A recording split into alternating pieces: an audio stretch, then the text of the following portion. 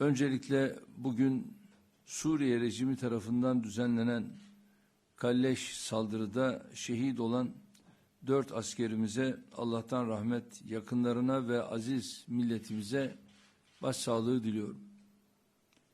Aynı saldırıda 9 askerimiz de biri ağır olmak üzere yaralandı. Yaralılarımızın tedavileri şu anda hastanelerimizde sürüyor.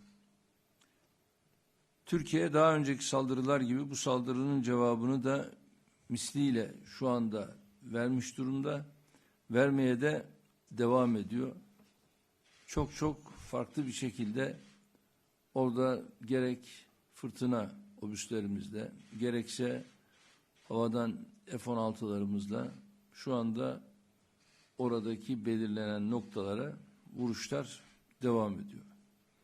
Ülkemizin, milletimizin ve İdlib'li kardeşlerimizin güvenliğini temin için yürüttüğümüz operasyonlarımızı sürdürmekte kararlıyız. Bu tarz alçak saldırılarla Türkiye'nin kararlılığını sınayanlar büyük bir hata yaptıklarını anlayacaklardır.